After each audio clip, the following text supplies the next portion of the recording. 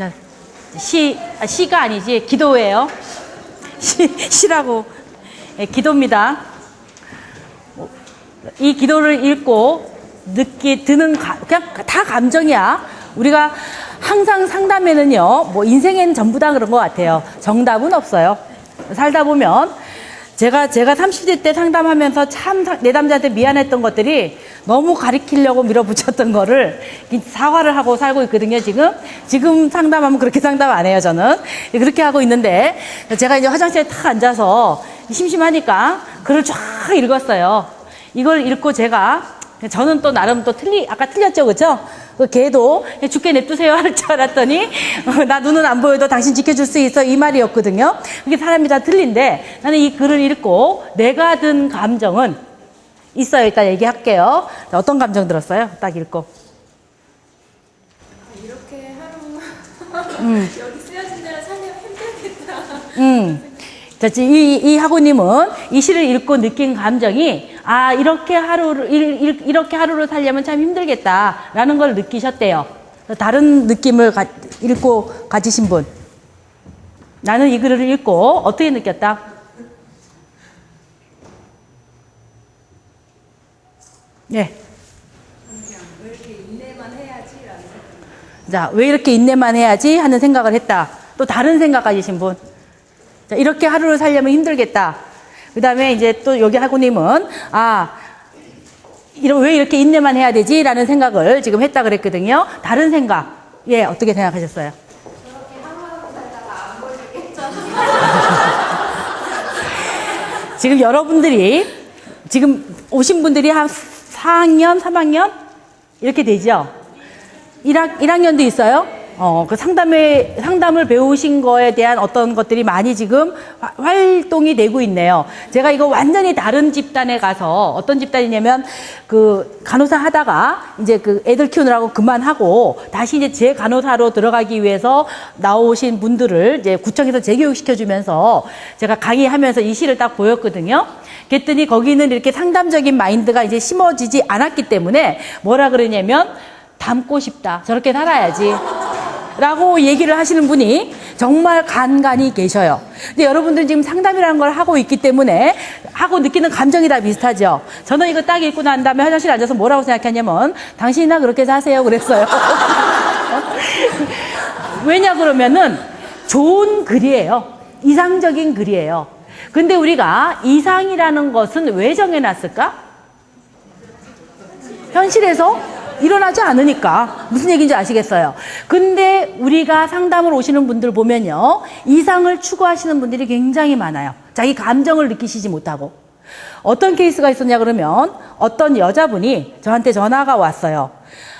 아무리 생각해도 우리 동생네 식구가 이상한 것 같은데, 우리 동생네 식구들이 전부 다 선생님한테 가서 상담을 받아야 될 것 같아요. 이렇게 얘기를 한 거예요. 그래서 제가 너무 웃겨서, 동생이 원하신 겁니까? 누님이 그렇게 생각하신 겁니까? 그랬더니 동생은 안 원했는데, 자기가 생각하기에 아무래도 정상적인 집이 아닌 것 같아서 제 번호를 가르쳐주고, 너 상담 좀 받아야 돼. 너네 집 문제 있어. 뭐 이렇게 했다는 거예요. 그래서 제가 되게 고맙기는 한데, 자기가 못 느끼는 문제를 그렇게 얘기를 해주면 오히려 더 안 온다. 내가 왜 문제가 있어? 그렇게 할 수 있으니까 그냥 누나 우리 집 좀 힘든 것 같은데 누나 도움 줄 수 있어? 이러면 가르쳐줘라. 앞으로는.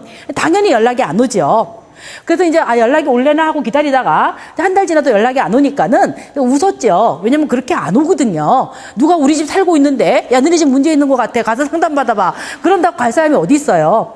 근데 한 3개월쯤 지나서 다 잊어버렸어요. 전화가 띡하니 온 거예요.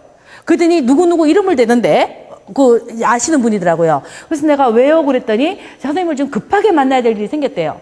그래서 제가 스케줄이 안 되는데요? 그랬더니 급해야 되기 때문에 자기는 지금 위기 상황이래.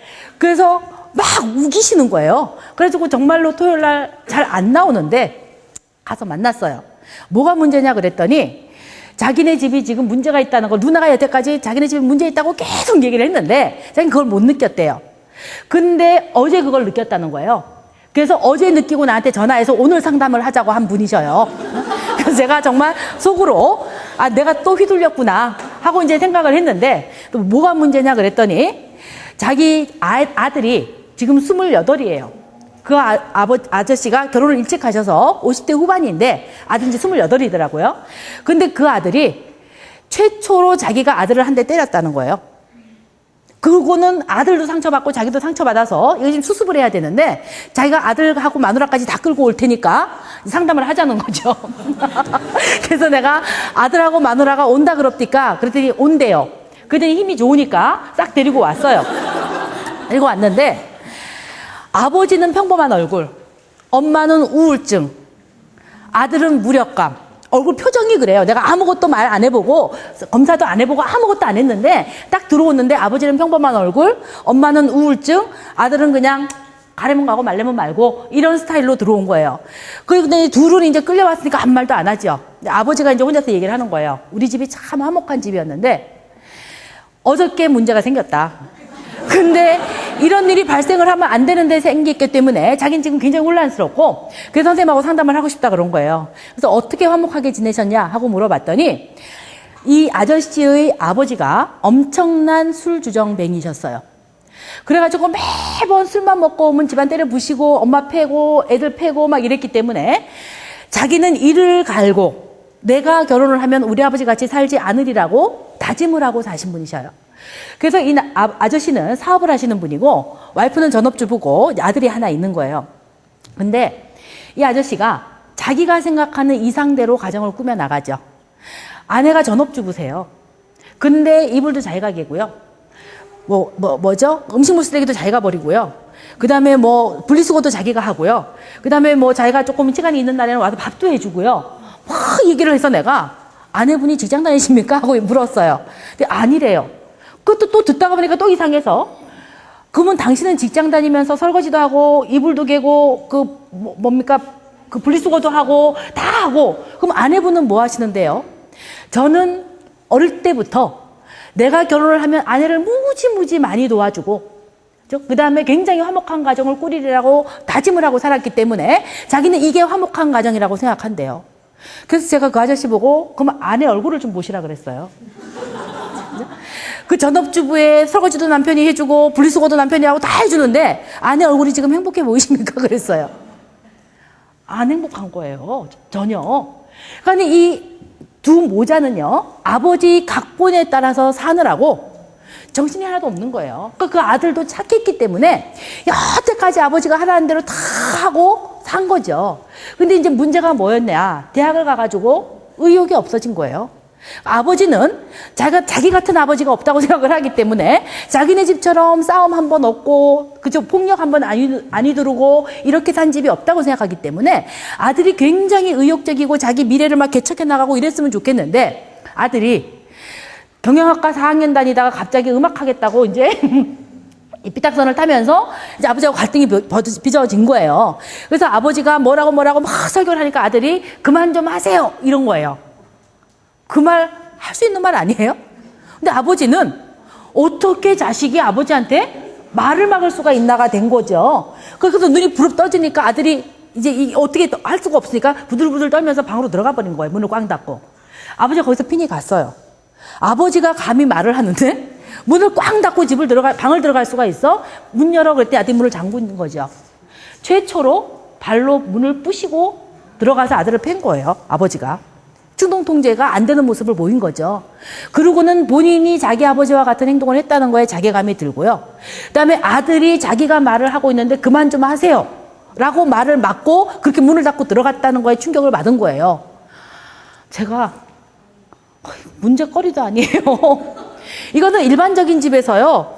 간간히 바람직한 일은 아니지만 사춘기 자식들하고 살면서 간간히 일어날 수 있는 일로 왜 충격을 받으시는지 아버지부터 점검을 해보셔야겠네요 하고 제가 얘기를 했어요. 그러면서 설명을 하면서 자 아버님 우리가 초등학교 교과서에 자, 아버지가 앉아서 신문을 보고 있고 애가 그 옆에서 제잘제잘 하고 있고 어머니가 과일을 들면서 웃으면서 들어오고 하는 장면이 가족으로 그려지지요 하고 물었어요. 예 그러더라고요. 그게 왜 그려놨을까요? 그랬어요 제가. 왜 국민학교 교과서에 가족이라고 하면 그렇게 서로 식구들이 웃고 있는 그 모습을 그렸을까요? 아버지가 대답을 못 하셔요. 아들이 정답을 얘기하더라고요. 현실에 없으니까. 무슨 얘기인 줄 아세요? 우리가 그게 현실에서 잘 일어나는 일이라면 왜 법으로 정해놓고 교과서에서 가르치려고 하고 하겠냐는 거죠. 우리가 지향하는 이상이라는 거는 확실하지만 그것이 현실에서 자주 일어나는 일은 아닐 수 있기 때문에 그걸 그려놓는 거거든요. 아들이 그거 현실에 없는 거니까요. 아버지가 띵 해가지고 이게 무슨 말이야? 라고 멍해져 있더라고요. 문제가 뭐냐? 사람은 살면서 내가 지금 이렇게 아내가 전업주부로 살고 있는데 나는 사업하느라고 머리가 터져 죽는데 집에 들어와서 설거지하고 아내한테 막 웃어주고 음식물 쓰레기 버리고 이게 하고 싶어서 행복해서 하는 걸까? 억지로 하는 걸까? 자기 감정에 대한 인식이 됐으면 본인이 가족들이 어떤 감정을 느끼고 있는지도 알아차릴 수 있을 거예요. 근데 아내가 딱 들어오는데 난 들어오자마자 그 아내는 우울증이고 아들은 의욕이 하나도 없는 상태고 나가 바로 읽혀지는데 그들과 20년을 넘게 산 남편은 그 가정이 화목한 가정이라고 생각을 하고 있는 게 자기 감정과 동기에도 인식이 안 될 뿐만 아니고 주변 사람들에 대한 감정과 욕구에도 인식이 안 되니까 그것을 화목한 가정이라고 착각을 하고 아무 문제가 없다고 살고 있는 상황이라는 거죠. 그건 절대로 건강한 상황이 아니란 거를 아셔야 돼. 그러니까 우리는 내가 화가 났나 기쁜가를 알아야 내가 기쁜 거는 더 해달라고 하고 내가 화가 나는 거는 하지 말라고 부탁을 할 수가 있어요. 근데 다른 사람이 나한테 화나는 짓을 해. 예를 들어서 가장 비근한 게 그거예요. 매번 우리가 친구를 만나죠. 그렇죠? 그러면 어떤 친구는 만나면 내가 5분을 늦어. 그럼 그 친구가 너는 왜 만날 때마다 늦니? 하고 나한테 듣기 싫은 얘기를 해요. 그렇죠? 그러면 내가 그 다음에 걔를 만날 때 제 시간에 가요? 5분 또 늦어요? 제 시간에 가든지 안 가든지 가려고 노력은 하고 있어. 여기서. 또 5분 늦을 수 있어도 바로 가서 빌지. 그죠? 근데 어떤 사람이 있느냐? 5분 늦었어. 되게 미안해서 갔어. 근데 그 사람이 뭐라 그러느냐? 괜찮아. 나 그냥 여기서 책 읽으면서 기다렸는데 요새 그럴 수도 있지. 하고 넘어갔어요. 자, 그러면 그 다음에 내가 걔를 또 만날 때 빨리 가겠어요? 늦게 가겠어요? 늦게 갈 수 있다는 거죠. 15분보다 더 늦을 수 있어. 그 늦게 가면서 내 마음이 어떻겠어? 미안하겠어? 걔가 책 읽고 있을 거라고 생각해서 편하겠어요? 무슨 얘기인지 아시겠죠? 사람이 내가 짜증이 날 때는 나 이런 걸로 짜증이 나 하고 얘기를 해주잖아요. 그러면 상대편이 야, 그까지 5분 기다린 것 같고 되게 난리다 라고 기분은 상할 수 있지만 그 다음에 나를 만날 때 또 5분 안 늦는다는 거야. 5분 안 늦으려고 노력하고 5분 늦었을 때는 막 사과해요. 정말 내가 너 5분 안 늦으려고 애를 썼는데 이번에 또 이렇게 됐어. 미안해. 이럴 수 있거든요. 근데 내가 내 감정에 둔감해서 그럴 수 있어. 그럴 수 있어. 요새 길이 다 그렇잖아. 나 괜찮아. 그냥 앉아서 책 읽었어. 이렇게 나오면 상대편은 처음에는 고마워. 얘가 굉장히 마음도 너그럽고 이 일을 잘 이해해주는 애구나. 그 다음부터는 뻔뻔해져. 그죠? 그러면 중요한 건 뭐예요? 상대편은 편안하고 내가 스트레스가 쌓이는 상황이 자꾸 일어난다는 거예요. 이렇게 되어지면 문제가 복잡하게 꼬일 수 있거든요. 그래서 우리가 건강한 사람들은 내가 화가 나는데 이 화가 나는 거를 지금 표현해서 갈등을 일으키는 것보다 좀 있다가 다른 방법으로 표현해야지 하고 생각하는 사람은 굉장한 사람이고 내가 화가 나는 거를 바로 드러내는 사람도 솔직한 사람이지만 내가 화가 나는 사람이 화 안 났다고 생각하는 거는 건강하지 않을 확률이 높다는 거죠. 그런 사람들은 뭐예요? 다른 사람한테 착취를 당할 가능성이 아주 높다는 걸 생각을 하셔야 돼요. 그 다음에 더 중요한 게 뭐냐? 내 감정과 동기를 인식하지 못하죠. 그러면 옆 사람의 감정과 동기도 안 보여요. 무슨 얘기인지 아세요? 상담자는 감정에 대한 인식이 안 되면 상담을 할 수가 없어요. 우리가 상담을 하면서 내가 무슨 얘기를 했어. 근데 상대편이 눈에서 눈물이 글썽이든지 아니면 화가 나서 입이 실룩거리든지 하는 감정을 느껴야 내가 조금 전에 제가 무슨 얘기 했을 때 뭔가가 건들려지셨어요? 하고 물어볼 수가 있어. 근데 전혀 그게 내 눈에 안 들어와. 그렇죠? 그러면 상대편한테 자 요새 어떠세요? 괜찮아요. 괜찮은 걸 그냥 믿고 넘어가면 상담 못해요.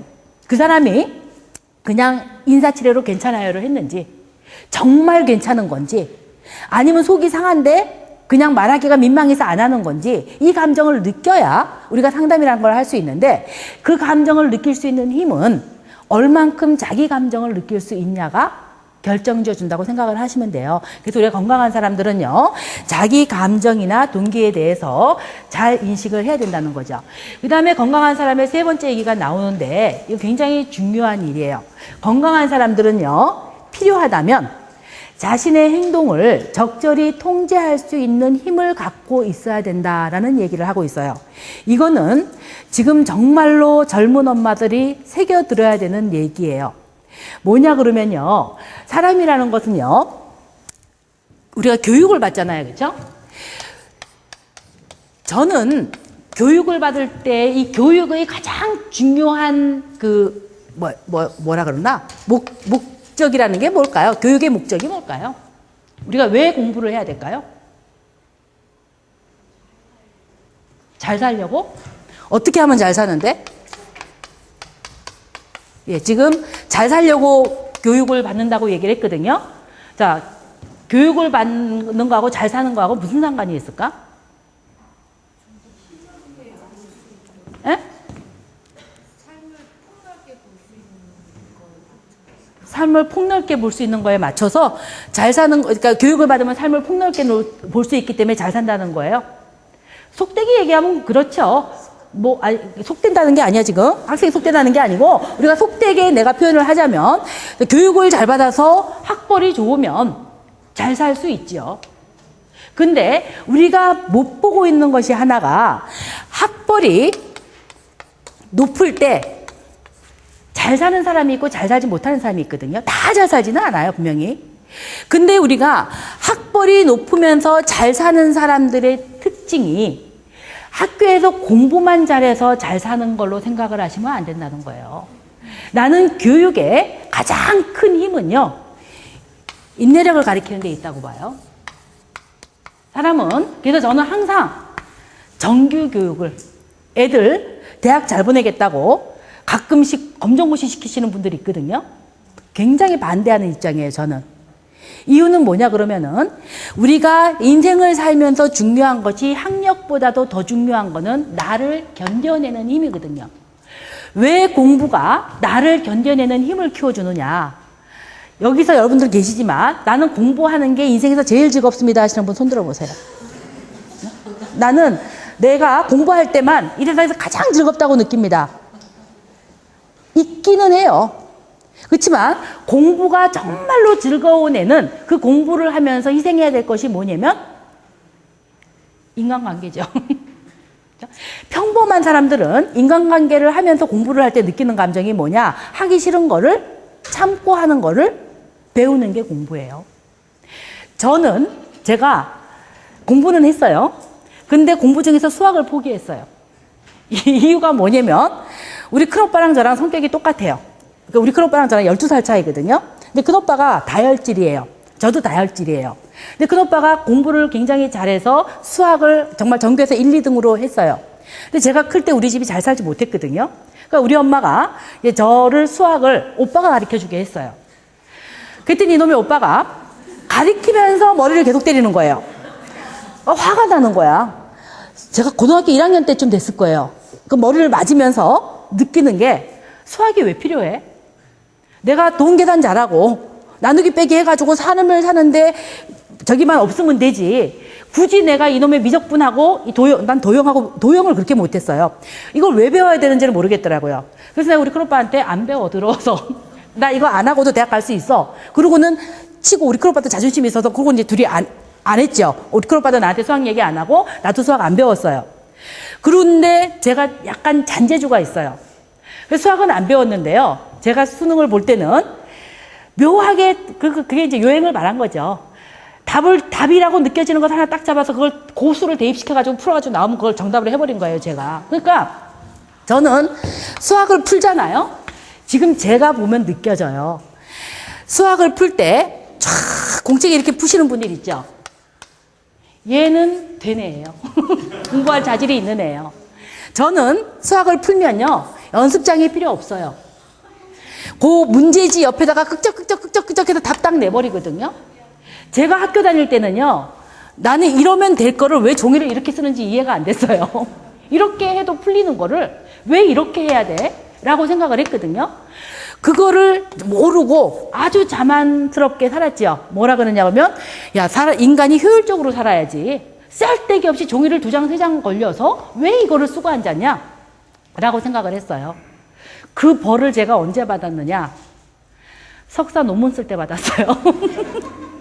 석사 논문을 쓰는데, 이 수학이요, 논리적인 사고력을 키우는데 엄청나게 중요한 거예요. 수학은 계산 능력을 키우는 게 아니고요, 논리적으로 생각하는 힘을 키워주거든요. 전 논리적인 사고력이 꽝인 거죠. 하나도 안 되는 상황이었어요. 석사 때 선생님이 제 논문을 봐주시면서 너는 어째 글이 이러냐.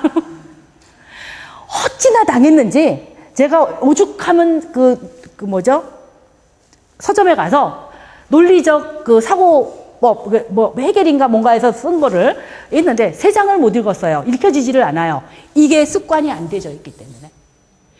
제가 그래서 평생을 지금까지도 여기서 지고 다니는 게요, 너무 재밌는 거 아세요? 인생을 살면서 스트레스 항상 오죠? 스트레스가 오잖아요. 그날 밤에 영락없이 꾸는 꿈이요, 수학 문제 푸는 꿈 꿔요. 미치겠어요, 아주. 수학 문제를 푸는데 그게 안 풀리는 거예요. 나 죽었다라고 생각하는데 꿈속에서 괜히 그때 내가 수학을 안 해갖고 이 나이가 돼서도 지금 고생을 하는구나 하는데 깨면 그게 꿈인 거예요. 이게 평생을 발목을 잡고 있는데, 제가 이거를 안 하면서 못 배운 게 뭐냐? 그럼 논리적인 사고 능력이에요. 제가 내 딸한테도 얘기를 하고 상담을 하면서도 얘기를 해요. 1등을 하라는 게 아니다.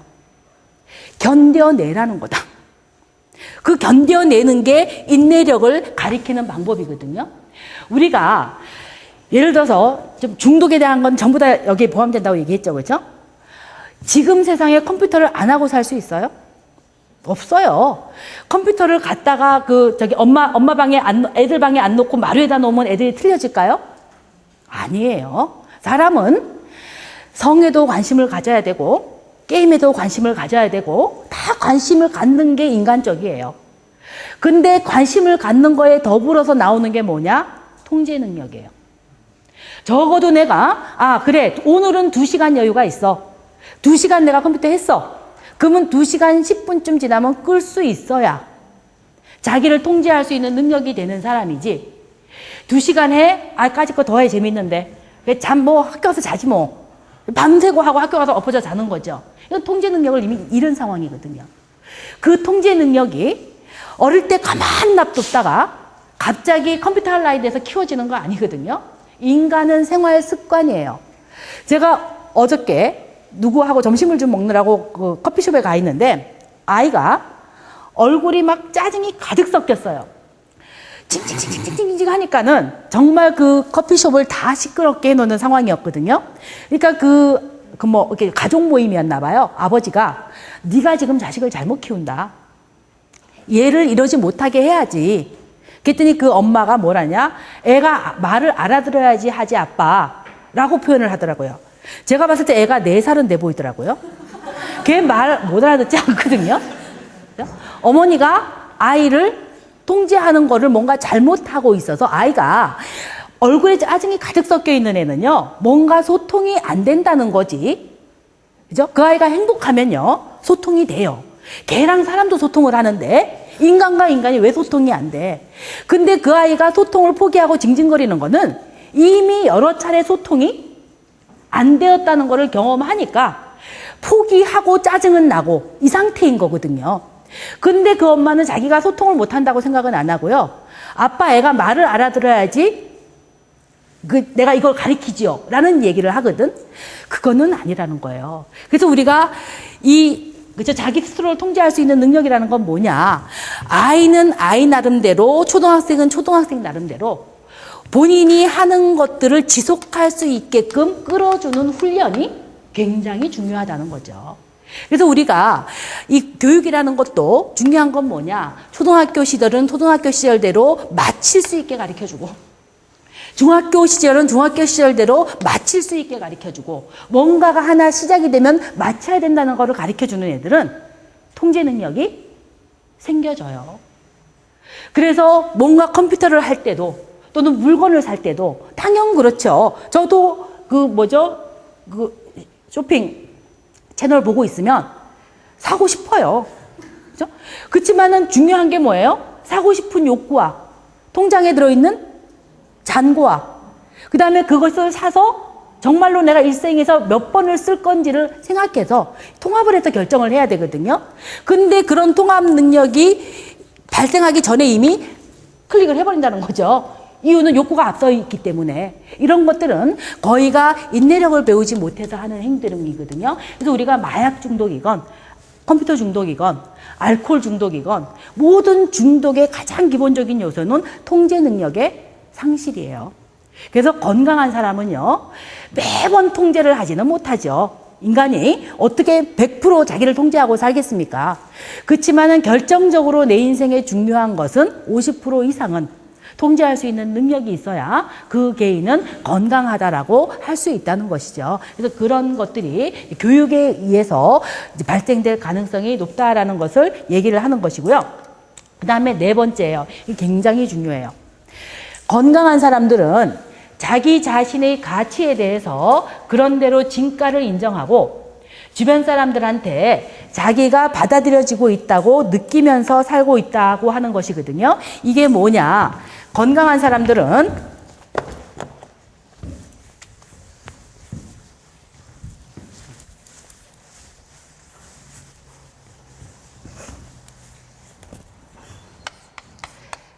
자기 수용감과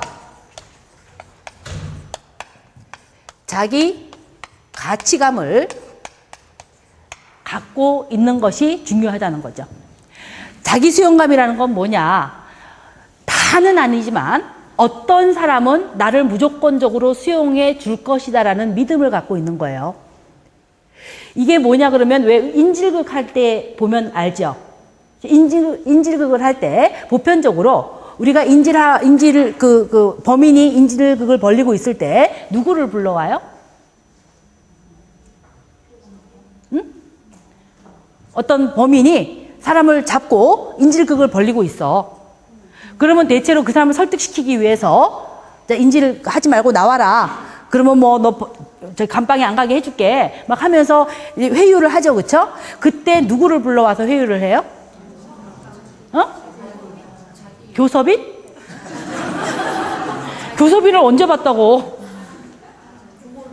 그렇죠. 부모 중에 누굴 불러요? 엄마를 불러요. 무슨 얘기인지 아시죠? 그래서 우리 웃긴 얘기 있잖아요. 그 옛날에 국군 왜 이상용이 있어가지고 군인들한테 엄마 나가는 프로 있었잖아요. 그거 하면 다 엄마 하면서 울잖아요, 애들이.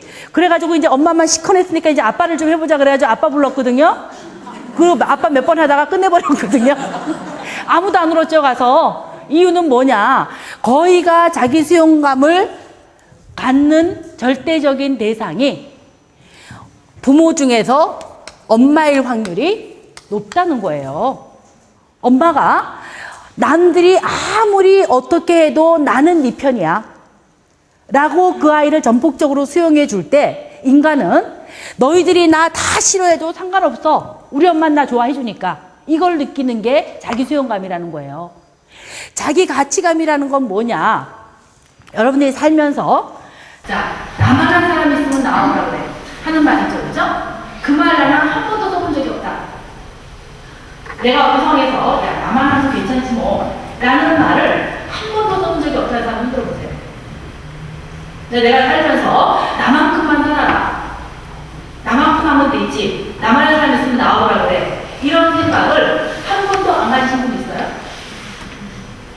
없죠? 여러분들은 다 이게 있다는 거예요. 이거는 엄청 중요한 거예요. 자기 가치감이 없는 사람은요, 자살할 확률이 높아요. 왜? 내가 세상을 살면서 할 수 있는 거는 아무것도 없고, 먹고 사는 것밖에는 나는 아무것도 할 수 없는 인간이야. 살아야 될 의미가 없잖아요. 그렇죠?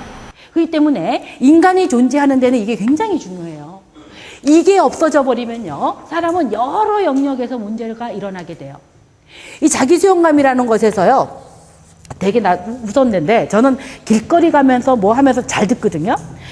이것도 라디오에서 들은 얘기예요. 어디 일하러 가면서 라디오에서 들었는데, 고슴도치 엄마가 새끼를 잊어버렸대요.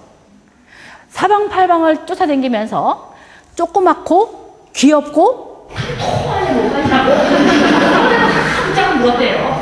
그러니까 사람들이 얘를 같이 찾은 거예요. 조그맣고 통통하고 귀여운 애가 도대체 누굴까 찾았는데 하나도 안 귀엽고 저기 하더라는 거죠. 털이 푸죽푸죽 나 있고 너무 흉한데 그 어머니는 세상에서 얘가 제일 귀엽고 통통하고 예쁜 애였거든요.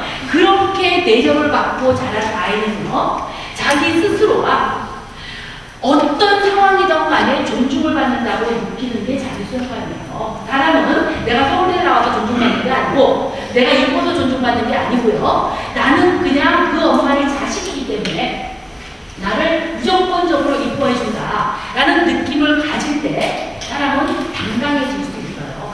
그리고 누군가가 나를 싫어할 때 모든 사람이 나를 다 좋아할 수 있어요? 불가능해요. 왜? 아까 MBTI에서 봤죠? 나를 좋아하는 사람이 있으면요, 나를 답답해하는 사람들도 있고요, 나를 부담스러워하는 사람들도 있어요. 그게 순리예요. 근데 자기 수용감이 형성이 안 된 애들은요, 사람들이 자기를 싫어한다는 걸 느끼면 굉장히 초라해져요. 그러면 세상 살기가 엄청나게 힘이 들어요. 근데 중요한 건 뭐예요? 너희들은 나를 싫어할지 몰라도 나 하면 껍벅 죽는 우리 엄마 있어. 이럴 경우에 사람은 그게 힘이 된다는 거를 아셔야지 된다는 거예요. 그래서 이 둘이 가장 중요한 게 뭐냐? 어디서 형성이 되어져요? 자기 가치관과 자기 수용감이? 응? 그렇죠. 가족 내에서 가장 많이 형성이 되어져요. 그래서 여러분들이 항상 상담을 할 때 기본은요, 원가족의 상태를 아시는 게 굉장히 중요해요. 상담을 하실 때 그 사람이 현재 내 부부인데 이혼을 하려고 해요. 이혼을 하는 남편과 아내를 볼 게 아니고요, 부모, 자식 간의 관계가 어떻게 형성되었나를 보는 것이 굉장히 중요해요. 제가 이번에 묘하게도 올 봄에 이혼하는 커플을 그렇게 많이 봤거든요. 근데 이 커플도 이혼을 하는 커플이에요. 외국에 살고 있는데 이제 한국에 7년을 외국에서 살았거든요, 둘이. 근데 도저히 같이 못 살아서 이제 한국에 들어와서 이혼을 하려고 들어왔어요. 왔는데 이제 여자애는 한 달 전에 들어오고 남자애는 이제 하기하고 뒤에 들어오고 둘이 이제 같이 만나가지고 이제 저한테 온 거예요. 왔는데 왜 이혼을 하느냐 하고 물었더니 여자애는 첫 번째가 뭐냐면 남자애가 답답해서 못 살겠다예요. 두 번째, 전혀 자신의 성욕을 채워주지를 못하기 때문에 왜 얘랑 누구랑 살아야 되는지 자기는 모르겠다는 거죠. 남자애는 자기는 왜 이혼을 해야 되는지는 모르는데요, 지금. 왜 이 여자가 나하고 지금 이혼을 하자고 하는지는 모르겠는데 이혼을 하자니까 끌려서 왔다는 거죠. 그래서 봤어요. 봤더니 이 여자애는 이혼한 집애예요. 엄마 아버지가 이혼을 하셨어요. 그리고는 어머니가 굉장히 자존심이 세가지고 그 자식이 여기서 이혼 가정이라는 것을 알게 될까봐 애를 데리고 외국으로 이민을 가버렸어요. 그래서 애는 본인이 부모가 이혼해가지고 따로 사는 것도 힘이 든데 한국에서 떠나서 외국에 가서 완전히 바보 취급당하고 대화 안 통해가지고 스트레스를 엄청 받고 자란 거예요. 그러면서 그 이혼했다는 부모에 대한 화, 그 다음에 내가 그 외국의 산골에서 그 아이들한테 막 수모받으면서 느낀 화, 이런 것들이 있어가지고요, 엄청 즉흥적이고 충동적이에요. 뭐가 빨리빨리 안 되면요, 흥분이 막 돼가지고 소리를 지르는 거예요. 그런 여자애가 남자애를 만났는데 이 남자애는 어떤 남자애냐, 너무 착한 애. 아버지한테 초등학교 2학년 때 오락실에 갔다가 정말 죽지 않을 정도로 얻어맞고 난 뒤부터요, 여태까지 오락실 근처는 가본 적이 없대요. 그래서 내가 그걸 딱 듣고 난 다음에 뭘 물었냐면, 너 그러면 친구한테 왕따 당했니? 하고 물었어요. 근데 왜 왕따를 당해요? 그러더라고. 또 애들은 전부 다 PC방 가는데 너는 중학생이고 고등학생 때고 PC방 한 번도 안 가면 애들이 너랑 안 놀려고 하지 않아? 그랬더니 아니래요. 그래서 왜 어떻게 애들이 너를 좋아했니? 그랬더니 제가 PC방 앞에 서서 기다린대요. 그 애들은 전부 다 PC를 하고 있고 자기는 거기 들어가면 아버지한테 맞으니까 그거 못하고 이제 서 있는 거래요. 근데 이 정상이 아니구나 싶었어요. 근데 걔는 그렇게 해서 서울대를 갔어요. 그러니 얼마나 원리원칙적으로 사는 애였겠어요. 즉흥적인 여자애랑 원리원칙대로 사는 남자가 만난 거죠. 그러니까 이 남자애는요, 하나가 돼야 그 다음에 두 번째를 하고요. 나쁘다는 건 절대로 해서는 안 되고요. 여자애는 속이 터져 죽는 거죠. 근데 이 여자애가 중요한 거는 뭐냐? 저희 거의 1년을 섹슬리스로 지냈어요. 그래서 그 이해가 되세요? 저희 지금 30대 초반이거든요? 하고 막 얘기를 하는 거예요. 남자애가 하는 얘기가, 선생님, 개새끼 소새끼하고 막 싸우고 그 다음에 성생활 하자는데 제가 어떻게 해요? 그게 성생활이 됩니까? 그것도 맞는 말이에요. 그래서 제가 둘이를 불러서 무슨 얘기를 했냐 그러면은 여자애 보고 너 그렇게 싸우고 소리 지르고 욕하고 하고 그 다음에 성생활 하자 그랬다며 남자애가 되겠니? 가만히 있더라고요. 근데 그 남자애가 너한테 미친 애 아니야? 하고 쌍욕을 한 적이 있니? 그랬더니 없대요. 혹시 너 때린 적 있니? 그랬어요. 저 여자가 길길이 뛰면서 막 욕하고 막 몰아붙이면 열등감 있는 남자일수록 주먹이 올라온다고요. 그래서 때린 적 있니? 없대요. 잘 맞는 사람. 너 지금 미안해 화 굉장히 많다는 거 알지? 너 이거 형성 안 돼 있고 이거 형성 안 되네요. 거든요. 그래서 자기에 대한 확신이 없는 상태에서 아랑바랑 하면서 막 살고 있으니까 애가 막 뭐든지 하면 막 밀고 나가요. 그래서 거기서 조금만 안 되면 막 흥분하고 화를 내고 이래요. 그런 성격을 가진 여자애를 편애할 남자애가, 편안하게 생각할 남자애가 몇 명이나 있을까 내가? 근데 그 남자애랑 7년을 살면서 얘처럼 아버지한테 진탕 혼나고 PC방 한 번 못 가고 그 앞에서 2시간, 3시간 친구들 나올 동안 지는 책 보고 있을 수 있는 애니까 너를 안 때렸지. 평범한 남자애 같으면 너 때려. 그랬거든요. 내가 볼 때 너 성격 안 변하면 네가 만날 수 있는 남자 중에서는 제일 잘 만난 것 같다. 예, 그랬어요. 남자애는요, 지가 답답하다는 건 알아요. 남자애가 저한테 하는 얘기가 뭐냐면 자기가 이 와이프한테 너무너무 놀란대요. 자기 유학생이고 이 여자애가 번 돈으로 살고 있는데 휴가를 가자고 그래요. 자기는 돈이 없으니까 당연히 여자가 하는 것으로밖에 따라갈 수가 없었는데 엄청나게 좋은 호텔에서 묵더라는 거예요. 자기 아버지한테 매운 걸로 치면 그렇게 살면 안 된대요. 돈도 없는데 아주 푸른한 밑방에 가서 묵어야 될 것 같은데 여자애가 하는 얘기가 뭐냐. 돈은 즐기려고 버는 거야. 나 열심히 살았기 때문에 나는 이렇게 누릴 자격이 있다고 생각해. 그래서 태어나서 처음으로 그렇게 호화스러운 데 가서 잡았대요. 정말 좋더래요. 그래서 자기는 그런 측면은 아내한테 배우고 싶다라는 얘기를 남자애가 하더라고요.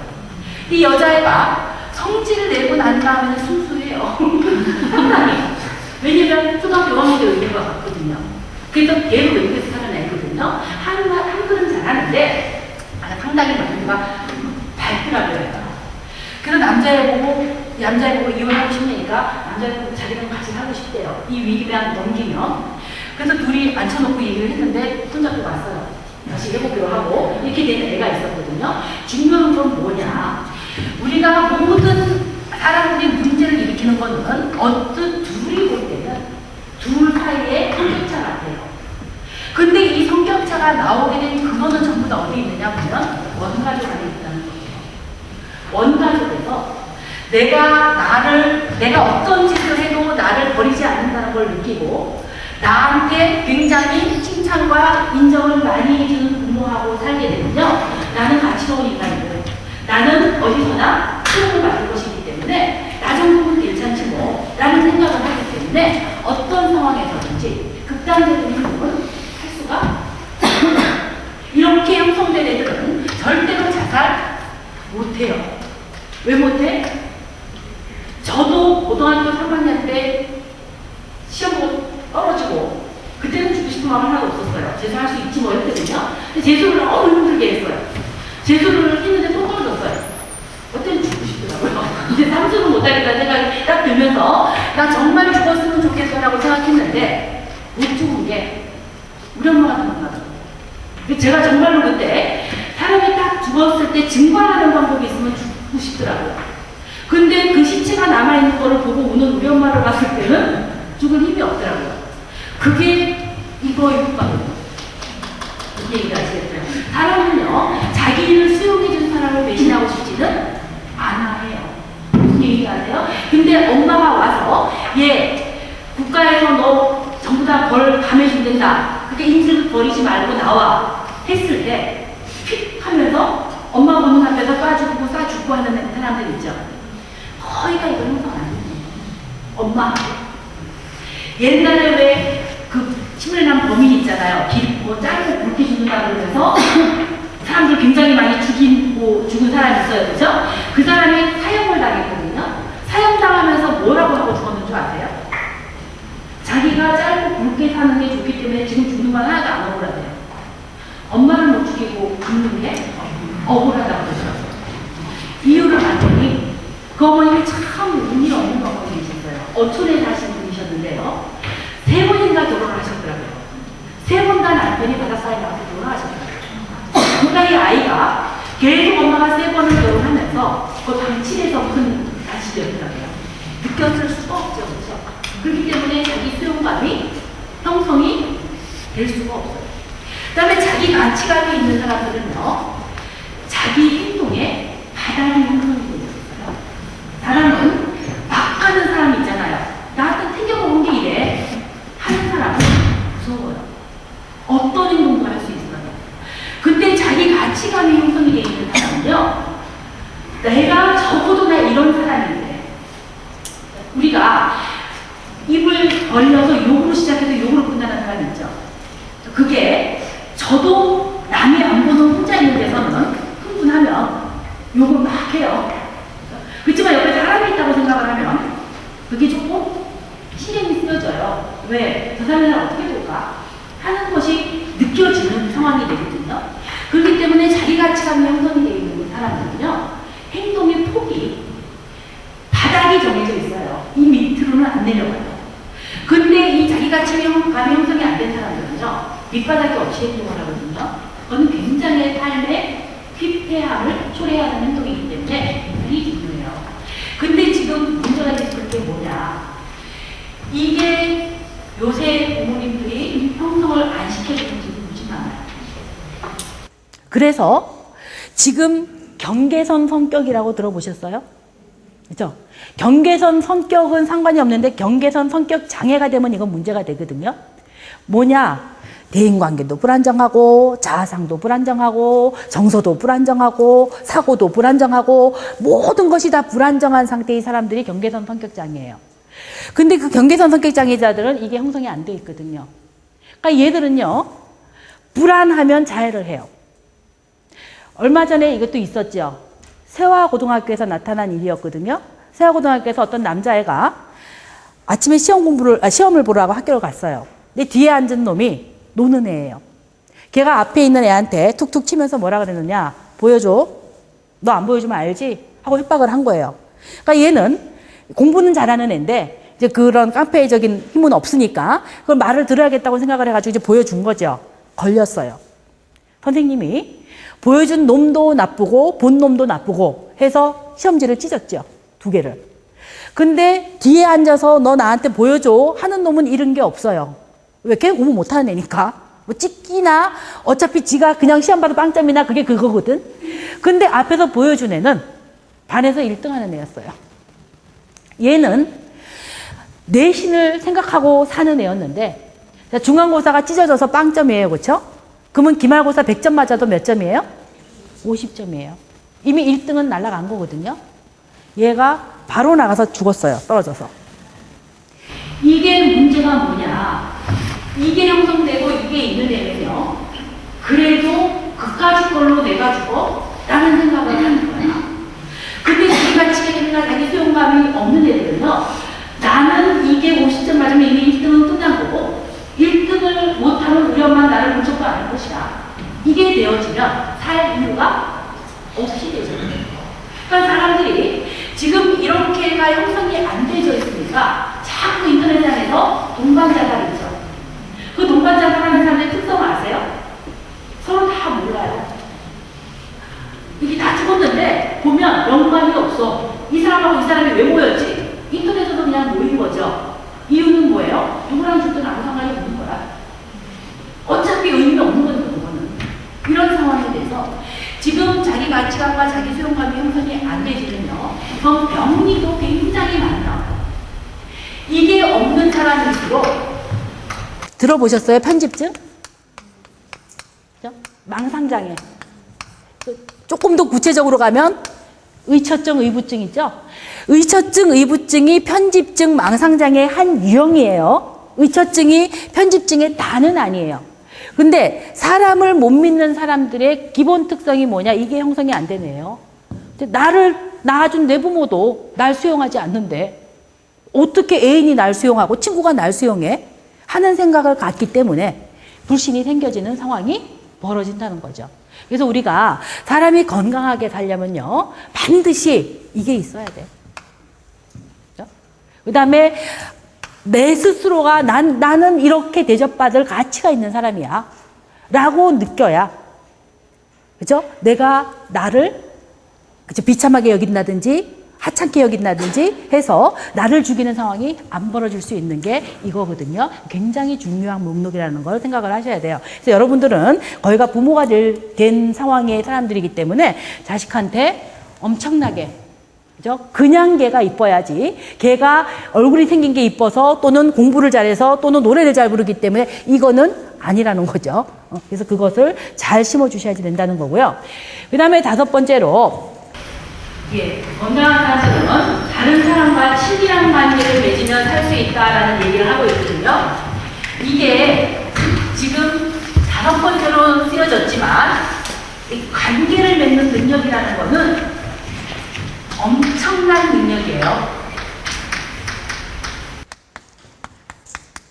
우리가 정신과나 상담에서요, 반드시 물어보는 게 뭐냐면 대인관계 어떻습니까? 라는 질문을 해요. 대인관계만 물어봐도 그래서 정신상태가 나오는 거거든요. 중요한 게, 자, 우리가 친밀한 관계를 맺으려면 어떻게 행동을 해야 친밀한 관계를 맺을 수 있을까요? 예? 예? 예. 상대편을 배려하고 수용하는 자세 굉장히 중요하죠. 상대편을 배려하고 수용하는 자세. 자, 2번째. 친밀한 관계를 형성하려면 어떤 것이 선행되어야 될까요? 공감을 해주는 관계.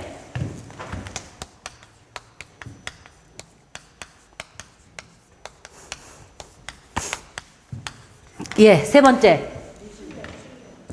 신뢰해주는 관계.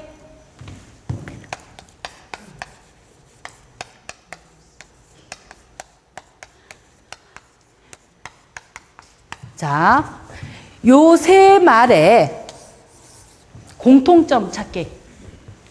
첫 번째, 상대편을 배려하고 수용해주는 자세, 공감을 해주는 관계, 신뢰해주는 관계. 공통점. 상대를 그대로 인정하는 거. 그쵸. 상대를 그대로 인정하는 거라고 얘기했는데 중요한 거는 뭐냐? 초점이 상대에 가 있다는 거야. 친밀한 관계는요, 초점이 상대에 가 있으면 맺어질까? 못 맺어질까? 못 맺어져요. 무슨 얘기인지 아세요? 친밀한 관계는요, 쌍방이 돼야 돼요. 그래서 친밀한 관계를 형성하려면요, 내가 앞에서 얘기했던 거 4가지가 다 될 수 있어야 되는 상황이거든요. 이게 우리가 정말로 딜레마를 일으키게 해주는 내용인데요. 제가 옛날에 수업을 했어요. 대인관계에 관한 수업을 했거든요. 근데 그때 어떤 남자애가 하는 얘기가, 선생님, 저 수업을 하면서 느낀 건데요, 제가 건강한 애인가 봐요. 왜? 그랬더니 가끔씩 친구 보면 얄미운 애가 있어요. 커피 자판기 있죠? 100원짜리만 들어갈 때는 상당히 편했거든요. 내 것만 먹으면 되니까. 500원짜리가 들어가면서 2명이 먹을 수 있게 됐죠. 그렇죠? 근데 이 지폐까지 들어가죠. 1,000원 딱 들어가면 이제 학교 자판기 같은 경우에는 뭐 많이 먹으면 8명도 먹을 수 있게 100원짜리씩 들어가면 이렇게 되는데 자기가 1,000원을 딱 집어넣잖아요. 그러면 친구들이 개떼처럼 모인대요. 그렇죠? 근데 그 개떼처럼 모일 때 마음이 편한 상황이 있고 마음이 되게 불편한 상황이 있대요. 근데 어떤 상황이 자기를 참 비참하게 만드냐면 딱 옆에를 보고 1,000원을 쫙 밀어 넣었어. 넣었는데 다시 환불하고 싶을 때가 있다는 거죠. 어떤 애를 봤을 때. 어떤 애겠어요? 계속 입만 갖고 오는 애. 그죠? 내가 1,000원을 넣었어. 그러면 지도 한 번씩 넣어주고 이렇게 현실에 효율적인 지각이 되는 애가 있으면 아이 돌아가면서 먹는 건데 이렇게 돌아가면서 놀 필요가 없어요. 근데 항상 보면 입만 달랑 띄고 한 번도 1,000원을 안 넣는 애들이 있어요. 그러면 사람 심리가 걔가 눈에 띄면 커피를 안 마시고 싶은 심리가 들지요. 넣었다가 빼서 집은 주머니에 1,000원 넣고 기분이 참 언짢아지는 거죠. 왜? 큰 돈도 아닌데 내가 왜 이렇게 치사한 짓을 하지? 라는 생각을 하고 내가 참 쪼잔한 애인가 보다라고 생각을 했는데 제가 인간관계 수업에서 그거를 해방시켜 줬대요. 그 건강하다고. 왜? 주고받아야 사람의 마음이 편해지지. 이거는 굉장히 문제가 커요. 한번 옛날에 인천에 있는 어떤 성당에 특강을 갔어요. 이런 식으로. 근데 특강을 쫙 했는데 또 이런 내용이었나 봐요. 그랬더니 제가 특강 끝나고 어떤 여자분이 막 뛰어나오더니 선생님 전철역 가시죠? 그러는 거예요. 그래서 예 그랬더니 그럼 전철역까지 모셔다 드릴게요 이러더라고요. 근데 전철에서 상당히 왔거든요. 택시를 타고. 그래서 저는 차가 있으신 분인 줄 알았어요. 그래서 예 그럼 고마워요 했더니 그냥 나가는 거야. 차를 안 들고 가고. 그래서 내가 이게 또 뭐야 그러고 놨더니 택시를 잡는 거예요. 그래서 제가 아니요 택시 잡으면 제가 갈 수 있어요. 그랬더니 자기가 할 말이 있대요. 그래서 택시를 타고 가면서 자꾸 거기서 얘기를 하겠대요. 그래가지고 탔어 같이. 선생님 제가요 숙제를 하나 푼 것 같아서 뭔가는 해주고 싶은데 할 게 없어서 선생님 거기까지 데려다 주고 가는 거래요. 그래서 내가 왜요 그랬더니 자기가 이 특강을 맨날 들으러 성당에 온다는 거예요. 한 달에 2번을 한대요. 근데 이 특강 시간이 듣고 택시를 타고 가면 딸내미가 학교 갔다 오는 시간에 딱 맞추는데 듣고 버스 타고 전철 타고 가면 딸내미가 학교를 갔다 와서 그 아파트 앞에서 앉아 있어야 되는 상황이 벌어진대요. 그러니까 애가 초등학교 1학년인데 엄마가 가지 마 그런데. 엄마 내가 학교 갔다 오면 바로 집에 있어. 엄마 없는 거 싫다고 가지 못하게 한대요. 자기는 듣고 싶대요. 가지고 이제 갔다가 택시를 타고 매번 집에 왔대요. 근데 그 옆집에 사는 여자가 너 오늘도 택시 탈 거지? 하고 묻더래요. 응 그랬더니 그럼 타는 거 껴 탈게. 그러고 타더래. 그래서 당연히 생각에 그래 뭐 어차피 내가 택시 타는데 혼자 타도 그 값이고 둘이 타도 그 값이니까 타는 거 괜찮지 뭐 했대요. 근데 이게 반년이 딱 지나고 나니까요 조금 얄미운 생각이 들기 시작하더라는 거예요. 지가 아무리 내 거를 그냥 어차피 타는 걸 타도 그래도 택시 타고 버스는 타야 되지 걸어 다니는 사람은 아니니까 그래도 6개월 만에 한 번쯤은 야 내가 택시값 버스값 모아서 한 번 낼게 이래 줘야 되거든. 근데 너 나 없어도 어차피 택시 탈 거지? 그러고는 타더라는 거예요. 그래서 어떤 마음이 생겼냐면요. 막 뛰어나온대요. 막 뛰어나와서 그 여자가 안 달라붙으면 얼른 타고 가고요. 그 다음에 그 여자가 달라붙으면요. 오기가 나서 버스 타고 전철 타고 가서 딸이 우는 상황이 벌어진대요. 집에 와서 막 갈등이 생긴대. 내가 믿는 사람 맞는가? 어차피 늘 택시값을 왜 그 여자가 미워서 그 여자가 없으면 타고 있으면 내 딸을 울리고 이 마음도 그 여자랑 같이 오면서 막 지옥 같고 이런 상황을 내가 왜 만들까 해서 나 믿을 만한 자격이 없는 사람 아니야 했는데 제가 당연해요.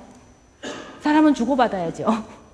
그거를 혼자서만 다 감당하라 그러면 당연히 그거는 친구 관계가 될 수 없는 것이 정상입니다. 라고 얘기를 한 거예요. 뭐냐? 사람들은 친밀한 관계를 맺으려고 하면 내가 희생을 해야 된다고 생각할 가능성이 높거든요. 근데 중요한 건 뭐냐? 내가 희생을 해주면 상대편은 나를 너무너무 좋아해줘요. 얼마나 이쁘겠어요? 근데 중요한 건 내가 질린다는 거죠. 내가 어떤 시기가 지나면요. 걔한테 핸드폰에 글자 뜨면요. 매번 내 거 뺏어가는 애가 나한테 전화하면 받아요, 안 받아요? 안 받아요. 그거는 잘못된 게 아니고 당연한 거라는 거죠. 이유는 제가 얘기했죠. 건강한 사람은 내 감정과 동기에 적절하게 인식을 해야 되거든. 내가 그렇게 당하고도 얄밉다는 거를 못 느끼면 이 사람은 관계에서 감정적인 측면에 둔감할 가능성이 높기 때문에 건강한 삶이 아니라는 거죠. 무슨 얘기인지 아시겠어요? 그래서 우리가 친밀한 관계를 맺는다는 것이 왜 정신질환의 지표가 되느냐. 관계를 지속적으로 맺는 사람들은 희생뿐만 아니고 요구도 할 줄 아는 사람이어야 된다는 거예요.